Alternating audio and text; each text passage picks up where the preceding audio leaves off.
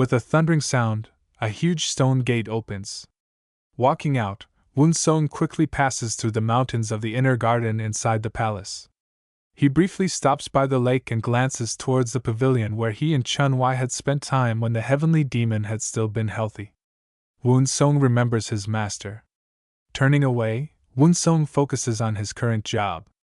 The place where he can meet the Unrecorded Demonic Group. As he walks out of the inner garden, someone waits for him. Sang In-hyo, who has been watching over Woon-seong since the Cave of Latent Demons, is now one of his trusted subordinates. He comes to Woon-seong with new clothing, as if he has known that Woon-seong is training. Sang In-hyo tells him that he was waiting for him. Next to Sang In-hyo is Mok Dae-young. Woon-seong receives fresh clothes from Sang In-hyo with a nod. The clothes he currently is wearing are soaked in sweat and charred by the divine flame. Returning the destroyed set to Sang In-hyo, he says that there's a place he needs to go. A place to go? Sang In-hyo asks as Mok Dae-young also looks at him in question.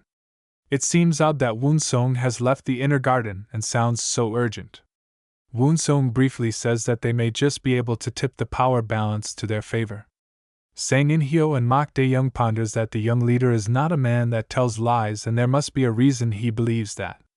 As they are thinking, Woon-seong has already started moving in a rush. Sang In-hyo and Mok Dae-young ask, rushing behind him, where is he heading?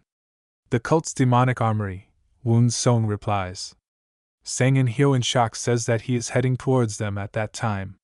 Sang In-hyo exclaims that nobody is allowed inside the armory without the leader's permission. Woon-seong replies that he knows that. Sang In-hyo questions him that he still insists on going. Woon-seong responds the matter of fact that there is someone he needs to meet. Someone he needs to meet, Sang In-hyo questions. Woon-seong does not answer the question. Instead, he just quietly speeds up, eventually leaving the two behind. Of course, Woon-seong is not randomly deciding to pay the demonic armory a visit. He murmurs to himself that the day he entered the armory, there was someone guarding the place. Woon-seong has not seen the person, but he considers the person to be a member of the Unrecorded Demonic Group. Woon-seong soon reaches the place where the armory is visible. Woon-seong shouts that he is here. Woon-seong suddenly stops and drops to the ground. Instead of continuing forward, he broadens his senses, engaging Chi's sense. His Chi spreads in a circle, allowing him to feel even the flapping of wings by the spirit beasts in the trees. Woon-seong smiles. Just as he expected, there is someone. It is then that Sang In-hyo and Mok Dae-young arrives by his side. Woon-seong looks at the gorge below and shouts loudly at the surrounding area, saying that he knows there's someone here, as he has heard that a person of the Unrecorded Demonic Group is in constant standby near the cult's demonic armory. The wind blows as soon as he finishes speaking. Woon-seong's clothing flutters in the wind, but there is no response. He then exclaims that read the Unrecorded Group for a reason. He is talking to martial artists that secretly support the cult from the shadows, the ones that even the heavenly demon, the top of the cult, cannot control. It only makes sense that they won't respond to the young leader. Woon-seong asks again that is he not going to show himself? Once more, there is still only the sound of the wind. Mok Dae-young stares at him in confusion, not knowing what the young leader is going to do at all, and ponders what is he thinking. On the other hand, Sang In-hyo is watching Woon-seong's behavior carefully. What neither the young leader nor Mok Dae-young know is that Sang In-hyo is a member of the Unrecorded Demonic Group. Woon-seong makes a light huff, then says that if he won't show himself, Woon-seong will just have to make him appear. Suddenly, there is a fire that burns across Woon-seong's body, the divine flame. An overwhelming presence and pressure that no demonic practitioner can dare stand up against. Sang In-hyo observes Woon-seong and exclaims that the young leader has already achieved the divine-shaped flame. He exclaims that as far as he knows, Woon-seong has yet to learn the last connection of the divine art of the heavenly demon. Sang In-hyo is filled with surprise as he looks up and sees Woon-seong. The fire wraps around Woon-seong's body like a cape. It's as though Jeong has descended upon this world, but the truly impressive part isn't his figure, it's the gray fire. Sang In-hyo trembles slightly as he remembers a figure so many years ago.